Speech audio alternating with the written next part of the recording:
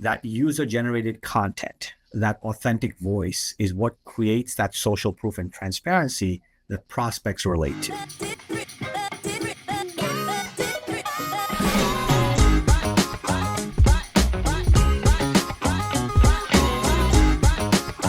Hello and welcome to episode 8 of season 3 of the New School podcast. So if you remember, in about 2023, the SEC finalized a new marketing rule. It was the first refresh, I think, in the rule for about 60 years, in which they now allow financial advisors, that's you, to proactively use client testimonials, endorsements from non-clients, and highlight your own ratings on various third-party review sites. So it was kind of like a new dawn for financial advisors. And in the beginning, kind of like no one was adopting them. They were scared around the compliance restrictions. But now we're in a space where more and more firms are leveraging client reviews, and with good reason. So we're going to talk about that all in this episode, because I know it can feel a little bit scary. It's like, oh, what if we get a bad review? Is this really what we want to be doing? We're professionals.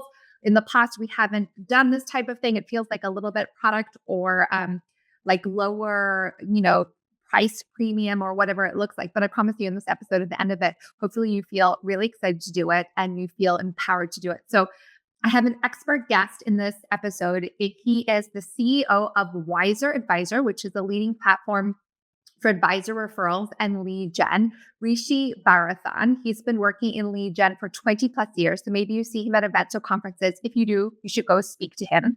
WiserAdvisor acquired IndieFin in August of 2023, which was a platform where you can gather client feedback, ratings, and reviews. In this episode, you'll hear his firsthand explanation of why they acquired IndieFin and his advice to you as an advisor in terms of like best practices and how to think about client reviews.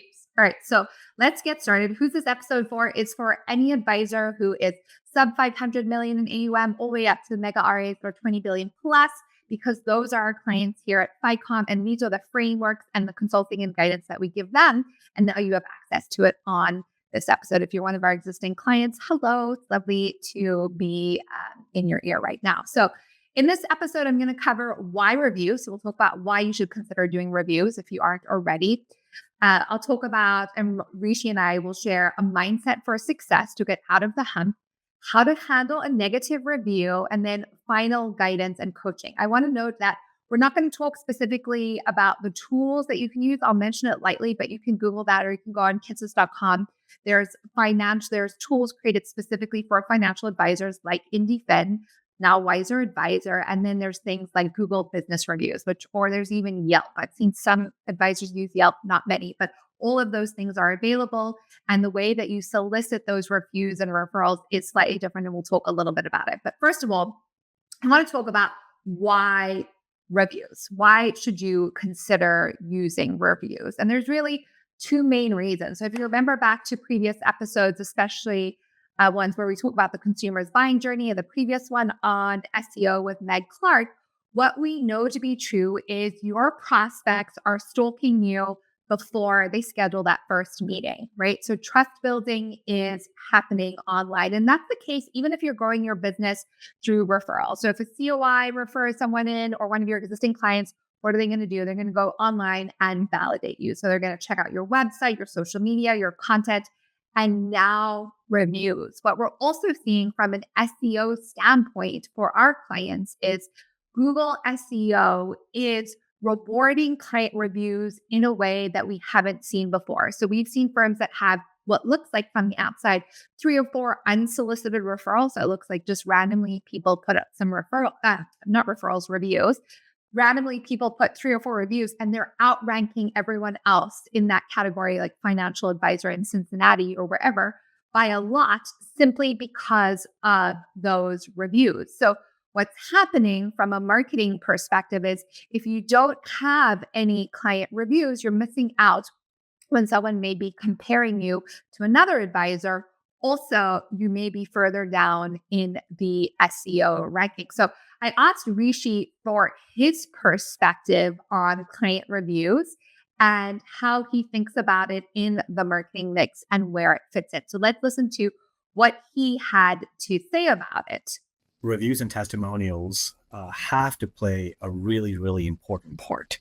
I mean, if you think about, they have to play an important part in organic growth and client acquisition. If you think about it, the minute you're talking to a prospect, the very first thing that the prospect wants to know is, can I trust this advisor? Is this advisor going to, are they going to keep my best interests in mind? Giving somebody control of your money is very emotional, and consumers want to feel that connection. And the only way that, or I should say, one of the easiest ways for brands to sort of create that social proof and transparency is by publishing what their current consumers are saying. That user generated content, that authentic voice is what creates that social proof and transparency that prospects relate to. This is proven on the product side. If you think about what products you buy on Amazon, the first thing that we always look at is, do they have reviews? What number of reviews? And we look at the star rating. Our minds are wired that way. And we're slowly seeing this being adopted in the services industries, specifically in the financial advisor space. I would say that in the lead gen world, what we see is the consumer actually does all their research before they even get on a call with that advisor. And so, I would say 80-90% of their impression is already made before they already speak with you. And having those authentic voices of your clients out there helps bridge that sort of gap. It will enable somebody, it'll make the difference between someone saying, do I really want to speak to this advisor? Right? Or if they've had a couple of consultations, they say, do I really want to have my second or third meeting? Or do I want to transfer my money? And so I think, it plays an important role in that journey of building trust, of building, authentic connections. And from our perspective, every advisor out there has an opportunity to embrace reviews and testimonials.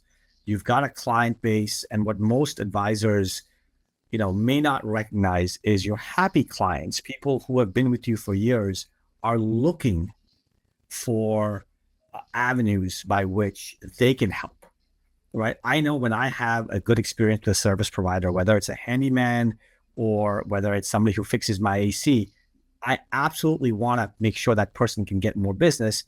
I send it out to my friends, to my network. And I think that's true, that's true for most people. So Rishi's totally aligned with us, and he's seeing it from advisors across the country.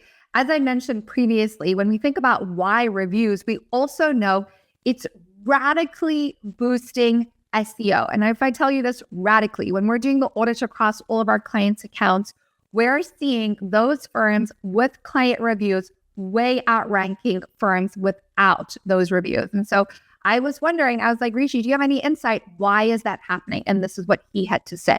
It's no secret. I think what's happening is Google is starting to recognize the authenticity of user-generated content. If you think about it, most advisors, and no disrespect to, the millions of dollars that get spent on website design and content and social media posts, all of those are important. But if you think about it, all of that is written from the voice of the advisor. That content is, I don't want to say it's canned, but it's standardized for the most part. When you open up reviews, testimonial, feedback, you're now getting what consumers actually feel about their experience. And that content is not canned. And so Google knows the importance of this. It comes back to, again, I'm going to sound like a broken record, but social proof, trust, transparency. Reviews are almost like getting a referral from a friend. And there's a lot of power to that. So think about it. You're not going to refer somebody to a close friend of yours unless you're very confident or you can share with them that you've had a great experience, because it's kind of your word. And that's the power when somebody goes and writes a review online, right? And so that's what the search algorithms now are looking for, is this unique content that's, that's user generated, and they elevate sites that have that both in terms of quality and quantity. Okay, so we've talked about why reviews. So if we think about you creating a full digital marketing campaign experience mix to help the right type of clients find you and referrals validate you, I think what you're starting to understand is like no one lever does the job. So as we talked about with Meg Clark, you're not going to just do SEO, magic wand, everything's working, right?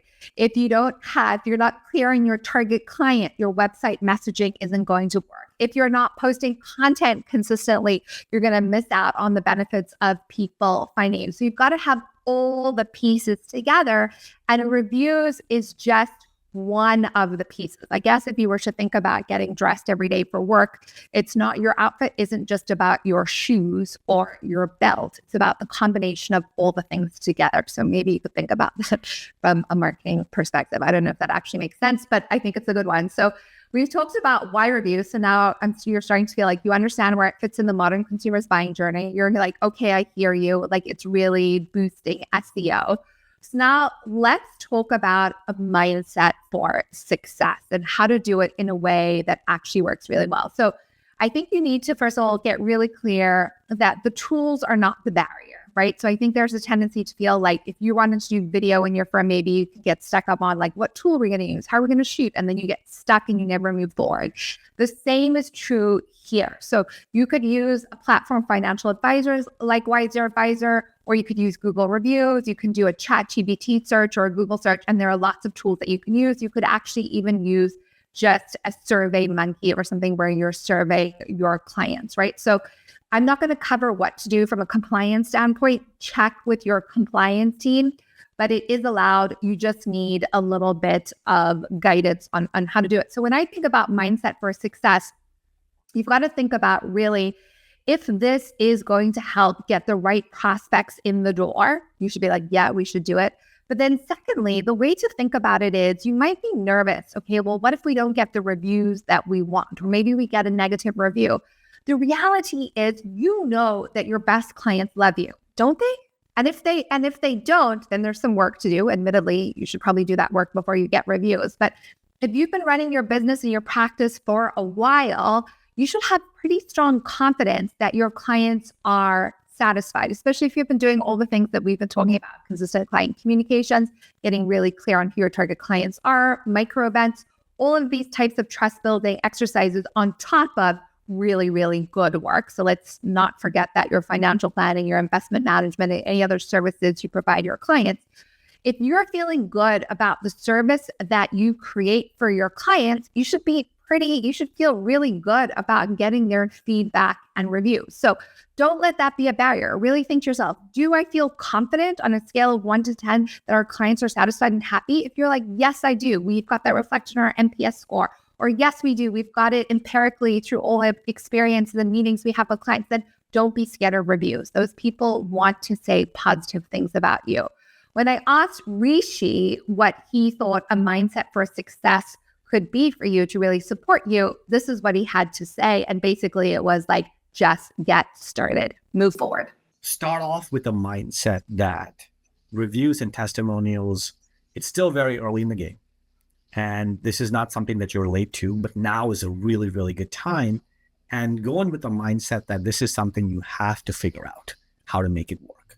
And so what we recommend to our clients is take a portion of your entire client list, maybe 10%, 20%, come up with a program that allows you to survey that base first, understand how that process works, and from there, slowly expand it. Using a service like ours, for example, we have a playbook through which we can help run you through it. Now, you don't have to use a third-party service like ours. You can go directly to your clients. You can give them the opportunity to write a review on Google. There are some drawbacks to that approach, but those free tools do exist. And so if I was giving somebody coaching on how to start, I would say get started.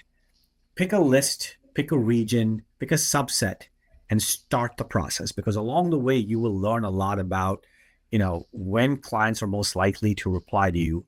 How do they like to be engaged? Are you asking for a review as part of your annual review process, quarterly reviews? You know what your firm's processes are, and start to insert them into that, but do it in a way that you can measure your responses, because this is a big deal for advisors, right? I think there's a lot of fear about, hey, how am I going to ask somebody?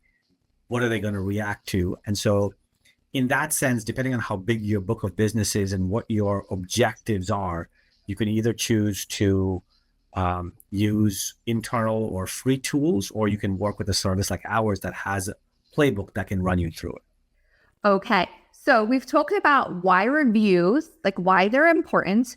We've talked about a mindset for success, and Rishi's words are basically like, just get started. Otherwise, you're going to be left behind. Now we're going to talk about like how to do it well and some ideas. So Rishi shared with me this really good idea of like just begin beta testing with a subset of your clients. So maybe you take a sprinkling of a subset of your clients across your kind of client mix, and you start with them to kind of build confidence, right? So maybe you survey them, you ask for feedback, and generally you should look at it and think to yourself, yes, if this is a subset of my clients, probably all reviews are going to look like that. So that will give you some confidence. I'll throw out some interesting ideas that we've heard from clients of ours that have actually initiated them. One of them said, for every review we're going to donate a certain amount of money to a certain charitable organization. So if that aligns for you from a values perspective and what your firm cares about, that could be a really interesting way to not only get that feedback, which is really helpful for you, but also to be of contribution and aligned with your values. And if you're communicating that to your clients, of course, they're going to love it. So there's different ways you can think about it. That's just one example. So creatively thinking within your firm, what that could look like for you, I think would be really effective. I also think that Rishi had a really good point, and he's like, reviews are not just a one and done. You want to continue to build the amount of reviews you're getting over time and to make it a consistent practice. I think about when I go to my gym, or I think about where I go for lunch every day, they always send me a quick little survey. You're not going to over survey your clients. So make sure that that's not happening, but you want to make it a continual practice within your firm. And once you develop the discipline, you're going to be less scared to do it. So let's hear what Rishi had to say about who's doing it well and how. Well, in our process, we have we identify a list of clients, whether that's as a percentage of the book or a certain geography that the advisor wants to go after. We have an email template that goes out to the clients, alerting them that, hey, you're going to get a survey from IndieFin, a company that we've partnered with. Almost, sequentially, the email from IndieFin goes out because we like to sort of stack it in their inbox a little bit. Because if they see this and they're expecting something and the next email is from IndieFin, much higher response rate. Mm-hmm. And so part of doing this with that playbook also, when we send these out, we recognize that only a small portion of consumers respond. We do it in a way that elicits a response rate that's north of 30% in most cases. Mm. And so once that feedback starts to come back in, we give the advisors the opportunity to evaluate that. Now, when it comes to publishing, I love the idea that that you talked about when you're saying you can inform the consumers that for every survey we get back, we're going to make a donation. That is, we haven't had to do that yet, but I love that idea because I think that will also, if that aligns with the firm's core values, that is something that absolutely they can play on. One of the things that we have to be careful about, and I'll talk about this, is compliance. And so when you start to collect these reviews and feedback, and you start to publish them, at that point you are committed to surveying your entire base and publishing all the reviews that you get back. And one of the things that we do with advisors is we tell them, choose a representative sample. So don't cherry pick that first 10 or 20%. Give us something that is a representative sample, because chances are the feedback that you get from that 20 or 25% is going to mirror the rest of your base. And at that point, once you feel confident about your process, you're feeling, hey, this is what I thought, we encourage advisors to publish as well, and not publish all at once, because there are some SEO implications as well. And so I don't know, I know I spoke a bit. I hope I answered your question, but, coming back to it, I would choose a segment that I'm going after. I would make sure that my messaging is crisp. We actually provide template emails to help enable that.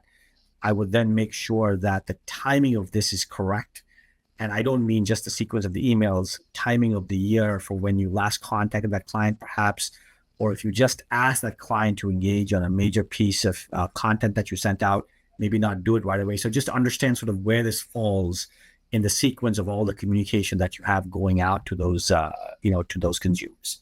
And then I think after receiving that feedback, also having an email that goes out thanking them and giving them, and telling them, the impact of doing this is also helpful, because people like to know, hey, I just did something. They like they would like acknowledgement of that as well.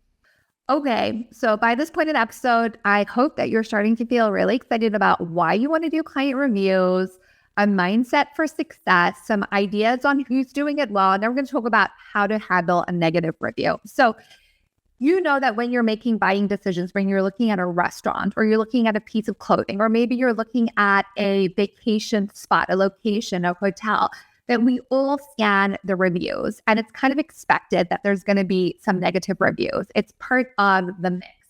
If we see a negative review or two or a few, do we say, no, we're not going to go there, or we're not going to buy this thing? No, we take it in, we interpret it, we think about it within the context, right? It's almost like if we only saw 5-star out of 5-star reviews and there was nothing negative, we might be a little bit suspicious.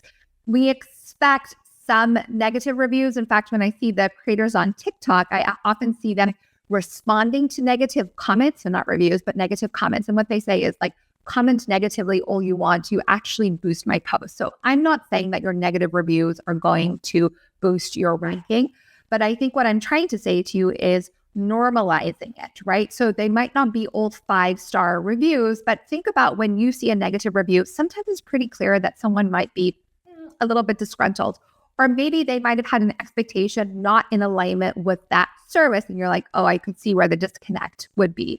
Very rarely do you look at something and say like, oh my goodness, they had one bad negative review, I'm not going to be there. You expect it. It's part of the authentic experience. And Rishi, when he was talking to me, said like, there's really 2 ways that he's seen firms, and he works with some of the mega REAs, handle negative reviews. And he was like, one, externally, it gives some layer of authenticity, although it might not feel that great. But then the second thing that it actually does is it does give you the internal opportunity to reach out and convert that experience for a client. So if you got a negative review, to find out potentially what's going on for them and to be able to turn it around from a service standard. So those are 2 things to consider. So just kind of normalizing, they might not be all out of 5 reviews, but if you're giving an excellent service, if you're confident in what you do, again, if you feel like you're running a good business, there really shouldn't be any surprises. And if they are, it's an opportunity to turn it around. So don't let that stop you. Okay. So don't let that stop you. So far we've covered why reviews, a mindset for success, how to do it well, and then how to handle negative reviews. I think like anything that you're taking on that's new, you might be a little bit nervous and scared, and you're like, Candace, like if we get one negative review, then we're not going to do it. Okay, that's fine.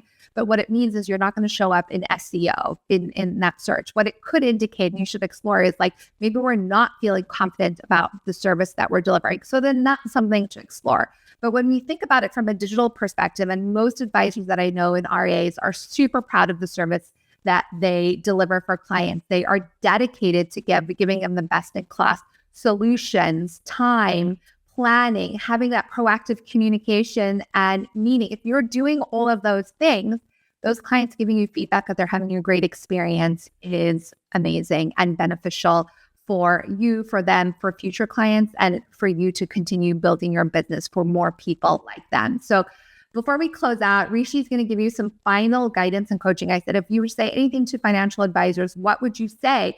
And this is what he had to say. So I would say this: we've been doing lead gen for 20 plus years. When we had the opportunity to acquire IndieFin, we embraced it.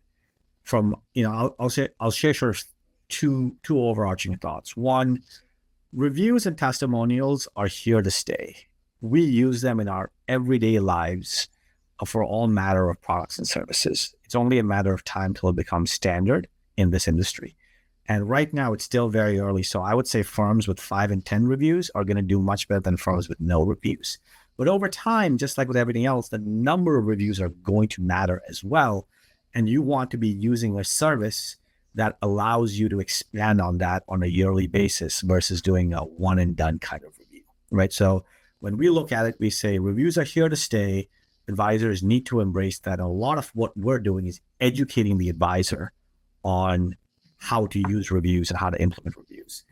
The second thing is we do lead gen, but we recognize that not every advisor is set up to take that inflow. They may not have staff to follow up on the leads. They may not have, a robust tracking system. They may be a little bit later in their careers, and they're just looking to maintain a lifestyle business. And that's perfectly fine. However, reviews is something that everybody should do. I have met advisors who are managing 25 million for 15 families. They're like, oh, I shouldn't really do this. Do it. It doesn't matter whether you have one or two reviews. It is better than having none, because that, I think, is going to become the de facto standard. I can see a time where a few years from now, if you don't have reviews, doing organic growth, lead gen, whether it's your own branded search, whether it's search to third parties like WiserAdvisor or other firms, is going to become increasingly challenging. And, firms without this reviews, testimonials are going to lose out. Thank you for listening to this episode of the New School podcast. It's always amazing to have you. If you enjoyed this episode, please share it. A review is always wildly appreciated. In this season, we're really talking through how to drive organic growth in your firm with the power of marketing. If you want to find out how other firms have grown, you can check out Growth Leaders of Wealth Management. That's a podcast hosted by our CEO, Meg Carpenter. So you can go over there, check that out. Thanks for listening. See you in the next episode.